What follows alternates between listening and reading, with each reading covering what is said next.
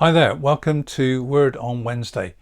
It's our opportunity in the middle of the week to pause and reconnect with the things we looked at Gather Worship on Sunday. Now we do that because if we're honest, by the time Wednesday rolls along, most of us have forgotten what we did on Sunday. So it's helpful to just have a space to reconnect with what God may have been touching on with us as we gathered in worship. Now, this Sunday was our all-age service, and we were looking at one of the parables of Jesus.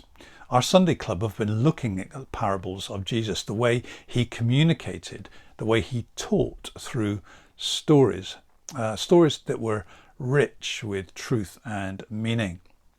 We were looking at Matthew 7, verses 24 to 27, the wise and the foolish builders. And we wanted to pick up on that particular parable because Jesus says the wise person is the one who hears what he says, who receives his teaching, and then puts it into action. A foolish person is someone who hears his teaching, but then doesn't put it into action. And that was what we wanted to kind of reinforce and explore. This idea of knowledge in your head is fine, but that knowledge needs to break out into the world. That's what Jesus actually wants us to do. So he communicates through talking, speaking, sharing, and we learn by hearing. And then he communicates by showing as well. He sets us examples of what the things he's teaching, and what do they actually look like in the world. So he shows us so that we might learn. When he does that in John 13, doesn't he? When he's got his disciples together at the Last Supper and he washes their feet. And he says, I've set you an example of what? Well, of a servant heart. He's their Lord and their teacher, and yet he takes the lowest job of the lowest servant and washes their feet. He's trying to help them understand that, knowing about serving, knowing about having a servant heart is fine, but you've got to do it. You've got to do it. And it's not hard to understand, is it?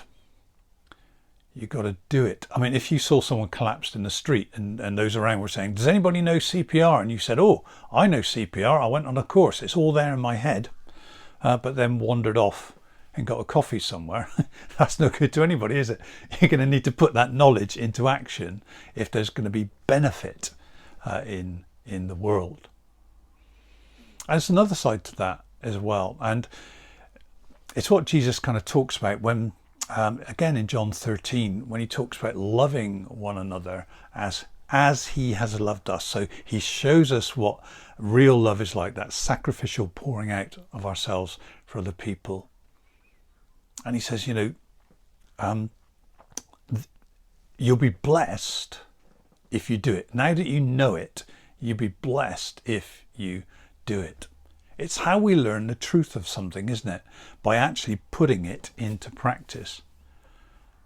It's how we learn that the teachings of Christ are true, is when we actually put those teachings into practice in the world. And that's what we were exploring on Sunday, and that's what Jesus really wants us to grab hold of. Knowing stuff in our head is fine, but he always equates, hearing, really hearing, with doing. It's not just about accumulating stuff in our head. As fine as that is, it's actually then allowing that which we know, which we've heard, to break out into the world.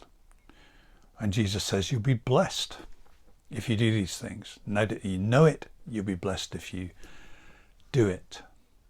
Hearing kind of translates into doing in Jesus' book. Otherwise, we haven't really heard. And James in his first letter talks about that, doesn't he? When he says, don't just be hearers of the word, but be doers of the word. Anyone who hears the word and doesn't do it is like someone who's looking in the mirror, walks away and forget what they look like. There's a disconnect there somewhere. Something's out of whack. When we do, it's a sign that we have really heard. And when we do, What we do is confirm the truth of what we have heard. See, when we do what we've learned, what we learn is that what we learned is true. I'll leave you with that to work out over a cup of tea. Putting into action the teachings of Christ. No good in our head. It's got to break out into the world. And that was the challenge we kind of ended on. Where there's little bits of paper, didn't we, about, this week I will. This week I will. Commit to a means of fleshing out the teachings of Christ in our world. So, don't know what has left you. But as you go into the rest of your day, I pray God continues to lead you into what fleshing out his will and his way actually looks like in this world. And if we're stuck, we always look at Jesus, don't we? He's our example of how this stuff is meant to work in the world. So I hope you enjoy the rest of your day, and may God bless you richly. Amen.